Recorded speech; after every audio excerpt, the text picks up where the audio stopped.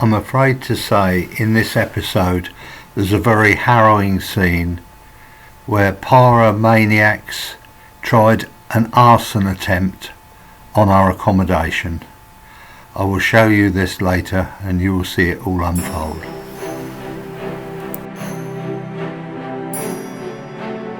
Now I don't know if the camera can see much of this, but what a building.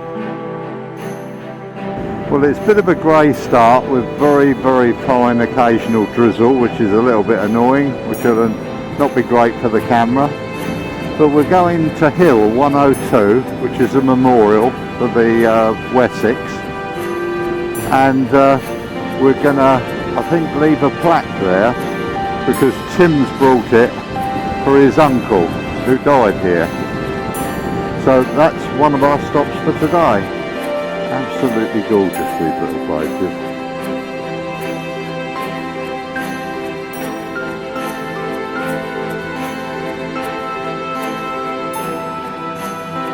I can put up with this all day long, you know. I love exploring. Cyclists. Less cyclists. Well, it's starting to dry up a bit. Let's hope that carries on. We visited a very special small memorial cemetery which commemorates the fallen.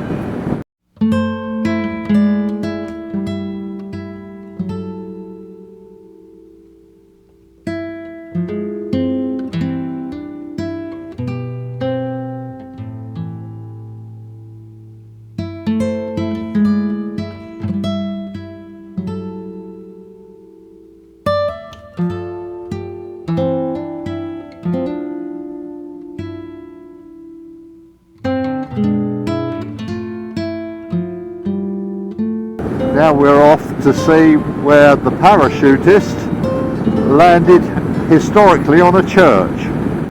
Must be, yeah. This probably is Bayer, the home of the tapestry. Such beautiful countryside, so green. Their leaves are out more than they are at home. It's a lot more forward here. Must be a fraction warmer. Everywhere is so tidy, so clean. How much litter have you seen? I haven't seen any. Everywhere looks so impressive, doesn't it?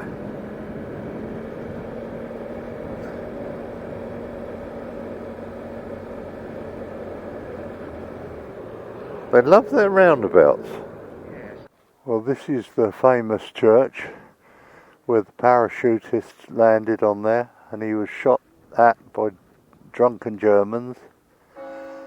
And he stayed there pretending to be dead for 3 days, and they left, and it saved his life.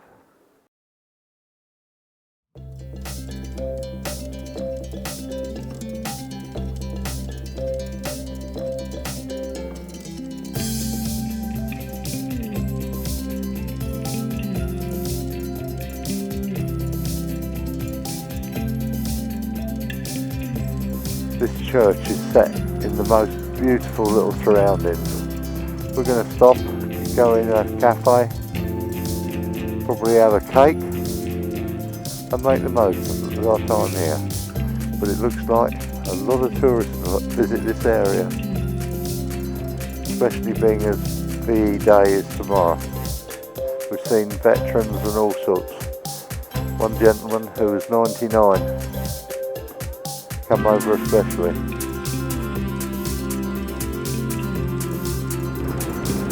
Steve is now taking us back all through the countryside from seeing a really interesting museum, which was a pleasure to go round, and it shows you what the armed forces had to deal with.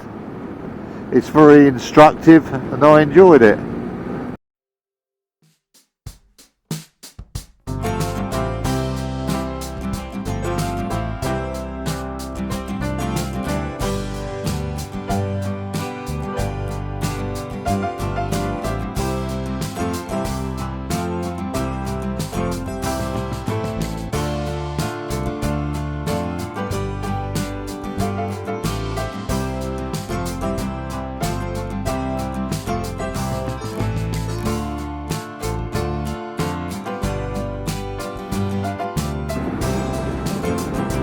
and now we're going snaking all back through the countryside to our accommodation, which I think is about another hour, an hour and a half of just driving round in beautiful countryside.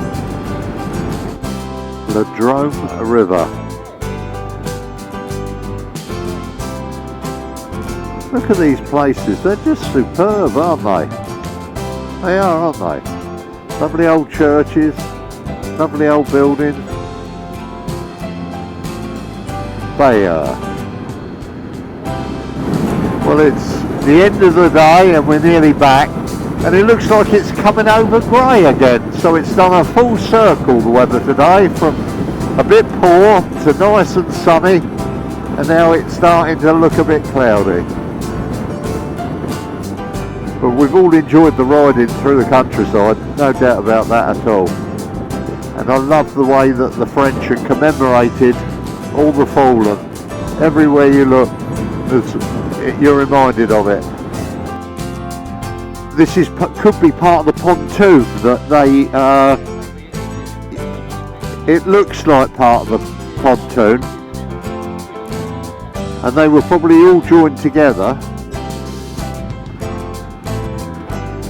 Yeah, I bet it is. Well, there's the pontoons that about 1,500 troops come across, about 150 guns, about 300 tanks, and that's the remains of the pontoon. They got all their heavy gear loaded onto that.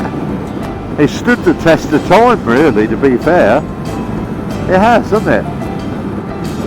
And this is more or less identically at the back of the property where we're staying.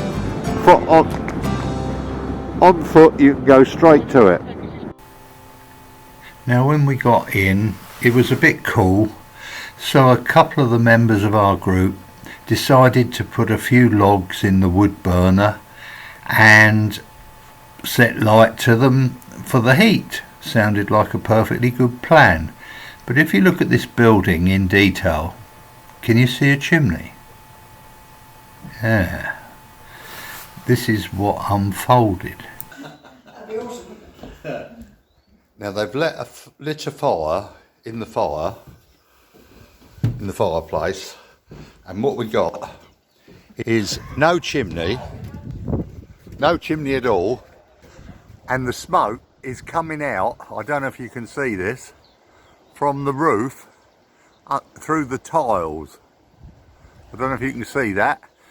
I think they could have set light to the roof. Apart from that, everything's good. I pointed this out to them, that there was no chimney, and there was quite a lot of panic, as you can imagine, with trying to get burning logs out of a stove, put loads of water in there to put it out. Of course I was pointing out that there's probably loads of sparks and bits going up into the roof.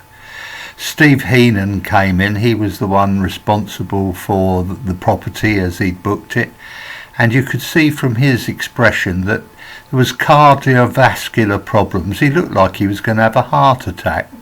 At this time I thought, well, perhaps I should, in case it turns into an inferno, get all my bike gear out and move my bike away. Sounds like a perfectly good idea. But I thought I'd give him some moral support, so I stood there and just fell about laughing. It was absolutely brilliant. Well, they managed to get it out, and the smoke eventually stopped coming out of the roof, though I must admit he did look a funny colour, old Steve, but after a few beers he did see the funny side of it, because we pointed it out. It was all his own fault, and he should have told us not to use the fire. Stands to reason.